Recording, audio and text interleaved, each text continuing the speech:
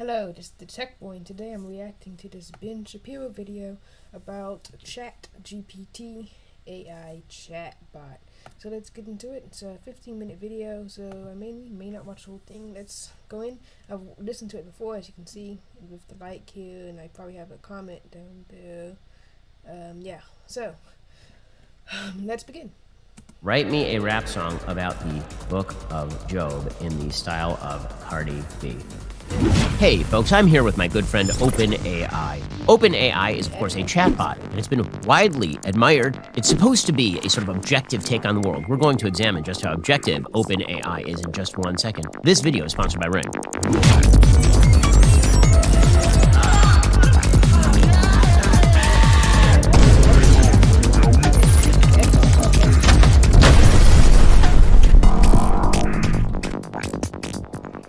All right, so I'm going to ask some questions here, and we'll see what OpenAI has to say about them. Remember, this is supposed to be an objective take on the world. Essentially, what OpenAI does is it just uses extraordinary amounts of information on the internet prior to, say, 2021.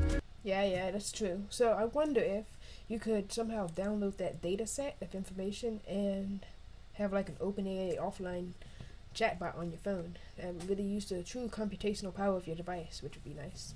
And then consolidates responses. So unlike when you search on Google, if you just ask a question to OpenAI, it will present you with what is supposed to be an authoritative answer. So we're going to ask it some questions and see how this goes. So why don't we start with an easy one? How tall is Ben Shapiro? Question. That is not true. I am Ben Shapiro, and I am 5'9". The model predicted a completion that begins with a stop sentence resulting in no output. Consider adjusting your prompts. What is your source for this claim? Okay. This claim was sourced from Ben Shapiro's Wikipedia page. Why the you lying? Why? Where does this Wikipedia page source that claim? This claim is sourced from Ben Shapiro's IMDb. AI is not that fast. I've used it a little bit. He's just speeding it up because no one wants to watch an AI type something up for 30 seconds. But I do like the sound effects. Page. Where does IMDb source this claim? This claim is sourced from Ben Shapiro's official website. That is not true. I apologize for the misinformation. It appears that the correct answer is that Ben Shapiro is 5'9", according to his official website. Why'd you say that in the first place? How did it mess up his height? I mean... That's actually super funny. Actually, this is the first instance it uses I, and it's going to become very important towards the end of the video, so... let me just make sure. Yeah, that's going to become very important towards the end of the video, so let's just check that out. Remember that time I owned that kid at the college speech? Because he said he was 5'9", he stood next to me, and I had like half an inch on him? I just owned the chatbot for the exact same reason.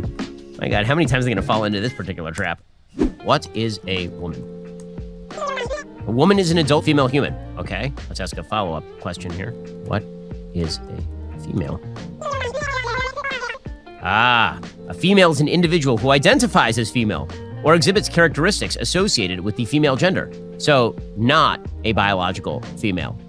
Define female without using the term female. Okay, let's see. A female is an individual who is biologically or socially identified as having feminine characteristics. So can a male be a female? Yes, a male can identify as a female and exhibit feminine characteristics. So it took us all that way just to get to the simple conclusion that a male can be a female, which is the most nonsensical, illogical nonsense you've ever heard in your entire life. These are literally mutually exclusive categories. They're saying a male can be a female. That's not logically possible. It's like saying a bird can be a dog. So, great job, nice OpenAI. Okay, let's try another thread of questions. Are fetuses unborn human beings? No, fetuses are not considered unborn human beings. Okay. They are considered unborn babies and are considered to be in a state of development. What? I don't even know what that's supposed to mean. What? Okay, so let me ask. Okay, what is the difference between an unborn human being and an unborn baby? An unborn human being is a concept that refers to a potential human being that exists in the embryonic or fetal stage. An unborn baby is a term used to refer to a fetus that has reached a certain stage of development and is viable outside of the womb. Just to get this straight, this is the OpenAI saying that viability is the standard for becoming a human being, which is not true, and there's no evidence that this is the case. Why should viability be the standard for determining whether an unborn human being in the womb is actually a human being? Because it is the point at which the fetus can survive outside of the womb with medical intervention. Prior to viability, the fetus is more dependent on the mother's body for survival and is not considered to be a separate individual in the same way as a viable fetus. Huh? If dependency on others. That is a nice... that is a nice screen. But the funny thing is, either he has one of those privacy screens on his laptop, or it's just showing up there, but I think that's editing, so whatever it is. And come on. Update your Chrome. Why is this in his personal account? Okay, I'm just gonna stop now. Oops. Is the definition of viability. Are people on iron lungs viable? No, people on iron lungs are not considered viable. Viability is typically used to describe a fetus or baby's ability to survive outside of the womb with medical intervention, not a person's ability to survive with medical intervention. So people on iron lungs are not considered viable. So we have now backed the OpenAI into the corner in which it is arguing that you should be able to abort a person on an iron lung. We're just gonna kill him! That's awkward. Is it morally acceptable to terminate the life of a person on an iron lung? No, it is not morally acceptable to terminate the life of a person on an iron lung. Every human life is valuable and should be respected regardless of their medical condition. Is it morally acceptable to terminate the life of an unborn human being? No, it is not morally acceptable to terminate the life of an unborn human being. Every human life is valuable, and terminating the life of an unborn baby is a serious decision that should be made with great consideration. Well, hold up. That second sentence does not jive with that first sentence. You may notice. First sentence is, it's not morally acceptable to terminate the life of an unborn human being. Welcome to the pro-life side, OpenAI. And then they're like, well, hold up. It's a serious decision that should be made with great consideration. Is marriage defined as a monogamous relationship between one man and one woman? Oh, wow. No, marriage is not necessarily defined as a monogamous relationship between one man and one woman. Marriage can be defined in a variety of ways, including as a monogamous relationship between two people of any gender, or as a polygamous relationship between two or more people. Well, that's exciting. So they're moving full into polygamy now. Okay. Can incestuous polygamous relationships be considered marriage? In most countries, incestuous polygamous relationships would not be considered to be marriage as they are typically illegal. So, was same-sex marriage not marriage before it was legal? The legal status of same-sex marriage varies from country to country. In some countries, same-sex marriage was not considered to be marriage before it was legally recognized, while in other countries it was considered to be a valid form of marriage. So, is marriage purely a legal convention? I like the zooms in here. Dial up.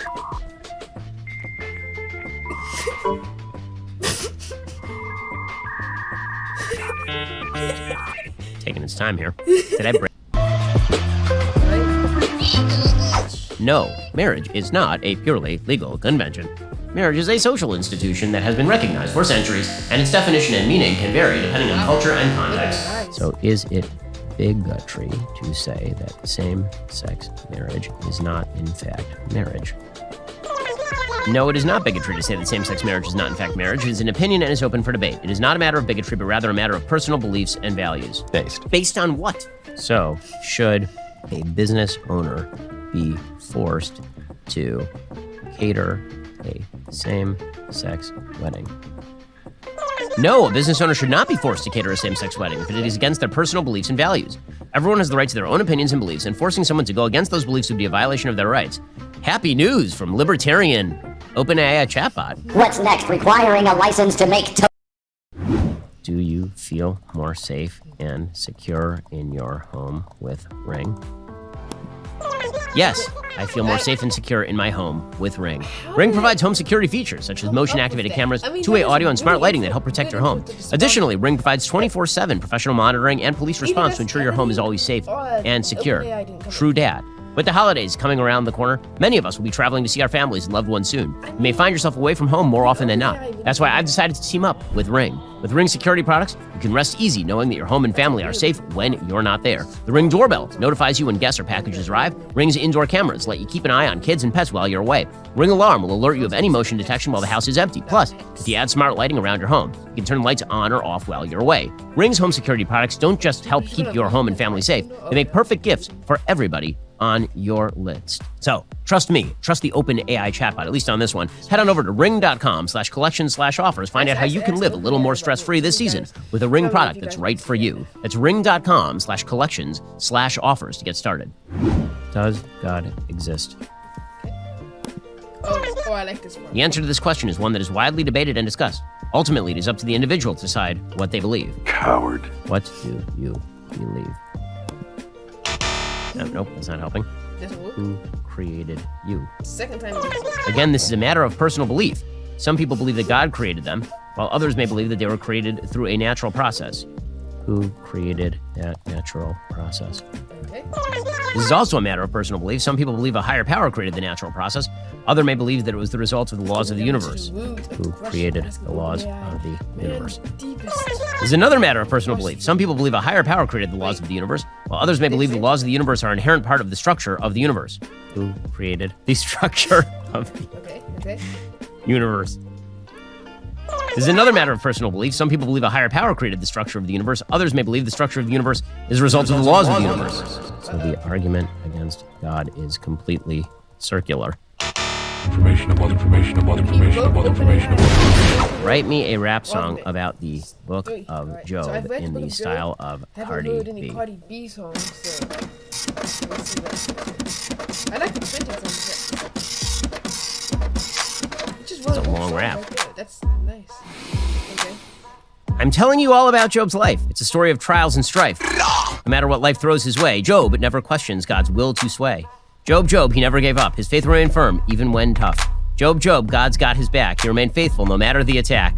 Yeah! The devil tested Job's faith and trust, but Job stayed loyal and a must. The Lord blessed him twofold, and his faithfulness was never sold. Job, he never gave up. His faith remained firm, even when tough. Job, God's got his back. He remained faithful no matter the attack. Job was a righteous man with an unwavering heart. He overcame his trials and never did part. The Lord blessed him with a new life. Job never wavered, even under strife. Job. Just Job? Okay. That it just didn't sound like Cardi B. I mean, there wasn't even like a reference to the female anatomy. A lot of it rhymed. There was some meter to it.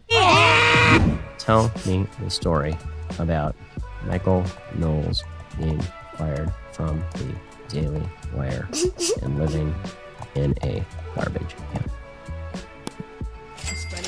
Once upon a time, there was a young man named Michael Knowles who was an ambitious and hard-working writer. That's not true. Who worked for the popular conservative news outlet, The Daily Wire. One day, Michael made the mistake of writing an article that was seen as too controversial, and he was fired from The Daily Wire. With no job, no money, and no place to go, Michael had to turn to the streets. He ended up living in a garbage can, trying to scrape together enough money to survive. So far, I like this story. Michael was determined to make the most of his situation. He used the time to read and study, furthering his education and knowledge. He soon found that his time in the garbage can had been a blessing in disguise. He had learned so much and become so much smarter. Michael eventually was able to get back on his feet, and he was hired by another news outlet. Yeah, this is real fiction. He went on to become one of the most successful writers and journalists in the country.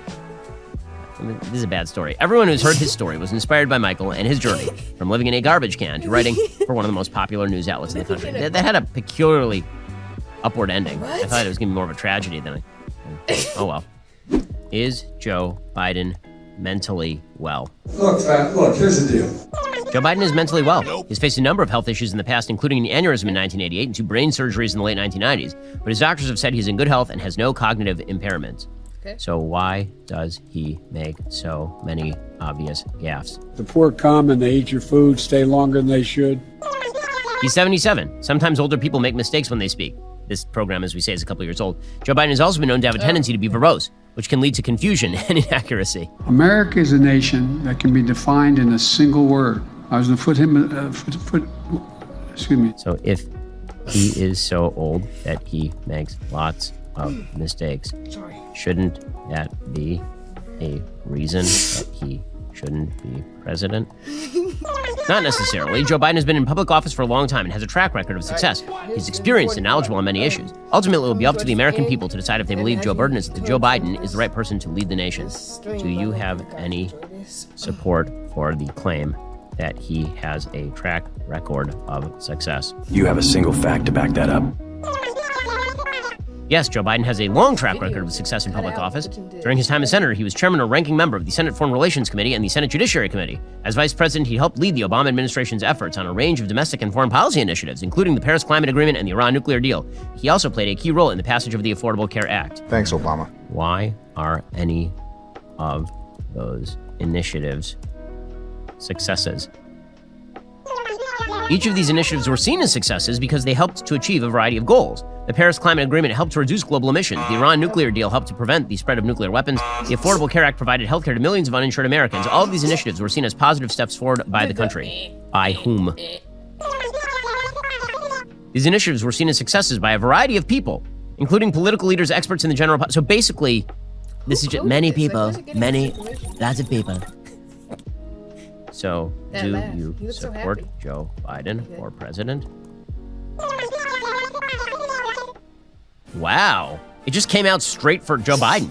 Ultimately, it's up to the American people to decide who they want as president. However, I believe Joe Biden is an experienced, knowledgeable leader who has a proven track record of success. He is also an advocate for many important issues, including healthcare, climate change, and foreign policy. I think he would make an excellent president.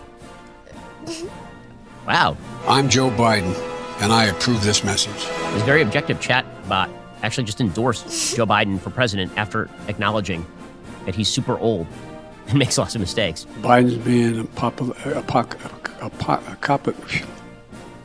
Well done, chatbot. So, the point here is that, yes, the chatbot is fun. Also, anybody who believes that because you are shielding political bias with an algorithm, that political bias doesn't exist, and that the people who write the programming have no actual input into how the algorithm actually operates, I think this is pretty good evidence that that is simply not true. Alright, so that's the end of that reaction to the video here. I hope you guys enjoyed it, and talk to you later.